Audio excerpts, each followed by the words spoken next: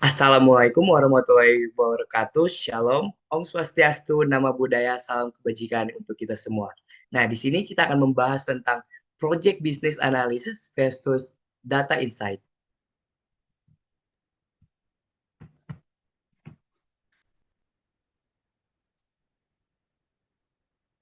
E-groceries adalah sebuah model bisnis atau layanan belanja kebutuhan harian online bagi para konsumen. Peminat e-groceries semakin meningkat setelah terjadinya pandemi COVID-19. Dengan larangan keluar rumah dan kontak fisik secara langsung, memberikan peluang secara tidak langsung bagi e-groceries untuk memanfaatkan kondisi tersebut. Salah satunya di antara yaitu Happy Fresh. Siapa sih yang nggak pernah dengar Happy Fresh? Pasti pada pernah dengar, tahu dong apa itu Happy Fresh.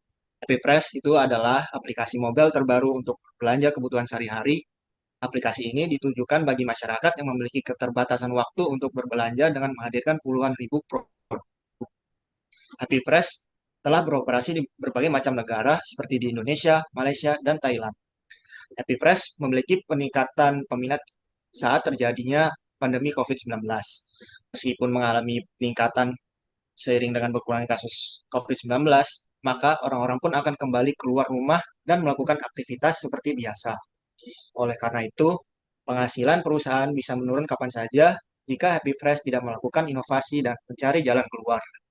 Dengan alasan-alasan di atas, kami melakukan penelitian untuk meningkatkan serta mempertahankan revenue perusahaan meskipun sudah kembali diterapkannya new normal.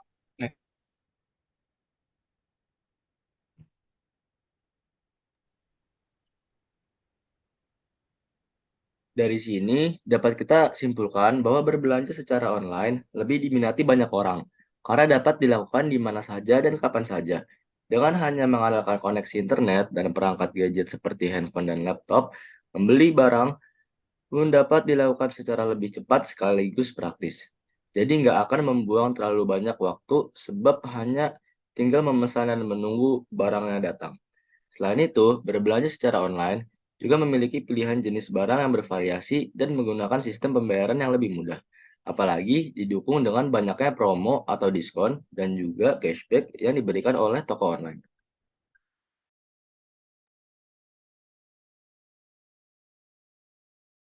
Nah, selanjutnya Happy Fresh memiliki beberapa fitur-fitur canggih. Ada fitur yang paling sering digunakan dan ada juga fitur paling jarang dipakai. Dari semua data yang analisis yang berhasil kita dapatkan, fitur digital payment menduduki peringkat pertama dengan persentase sebesar 52,8%. Fitur digital payment merupakan fitur pembayaran secara online yang mempermudah pengguna dalam proses pembayaran. Sedangkan fitur Happy Fresh yang jarang digunakan yaitu reorder atau fitur ini untuk memudahkan para pembeli untuk membeli kembali item yang sudah dibeli kemarin. Dengan persentase sebesar 42,4%, pembeli memiliki kebutuhan yang berbeda-beda setiap harinya dan ingin mengganti macam-macam item yang dibeli agar tidak bosan. Karena itu, fitur ini paling jarang digunakan.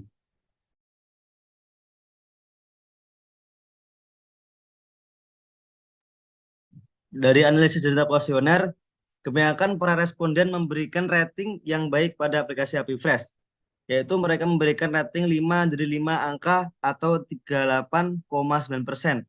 Tak sedikit pula dari mereka yang memberikan rating 4 dari 5 angka kepada aplikasi Happy Fresh ini. Dan dijabarkan dalam bentuk persen terdapat sebanyak 38,9% dari data di atas. Kita dapat menyimpulkan bahwa kebanyakan orang menyukai dan terbantu dalam penggunaan aplikasi Happy Fresh ini untuk berbelanja dan membeli kebutuhan sehari-hari. Dengan rating yang diberikan pelanggan, hal tersebut sangatlah mendukung Happy Fresh untuk terus berkembang dan lebih maju dalam mengembangkan aplikasinya. Sehingga orang-orang yang lebih memilih orang-orang akan lebih memilih aplikasi Happy Fresh dalam berbelanja online untuk mencukupi kebutuhan sehari-hari.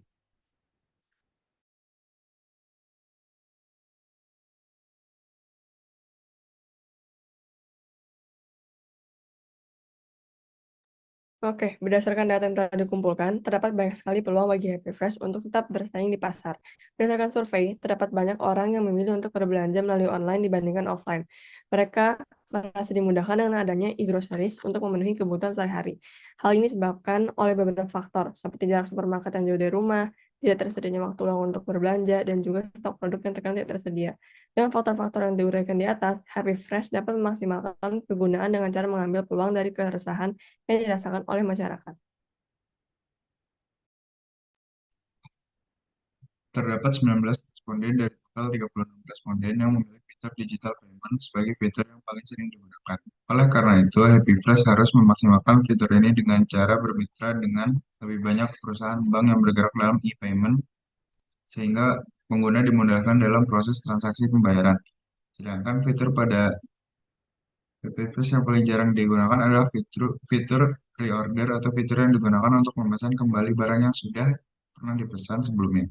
Meskipun fitur ini sangat menarik dan dapat membantu pengguna untuk dapat kembali memesan barang yang sudah pernah dipesan sebelumnya, namun pengguna tidak merasakan hal yang sama.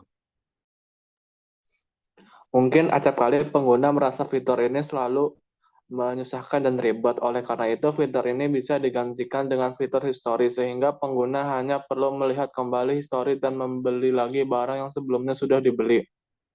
Kesulitan paling banyak yang dialami oleh pengguna adalah menyandarnya aplikasi saat dioperasikan.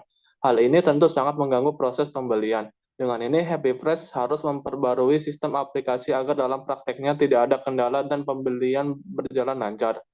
Dalam pemberian rating, meskipun tidak ada yang memberikan rating 1, namun tetap harus diperhatikan ada beberapa orang yang memberikan rating 2 dan 3. Dengan rating 2 sebanyak 1 responden dengan presentasi 2,8%, dan rating 3 sebanyak 7 responden dengan presentasi 19,4%, hal ini berarti masih terdapat pengguna yang merasa tidak puas akan aplikasi Happy Fresh dan mengharapkan Happy Fresh untuk lebih baik ke depannya. Happy Fresh harus melakukan pembaruan dan inovasi seperti poin-poin di atas agar revenue perusahaan terus meningkat dan tidak kehilangan pelanggan.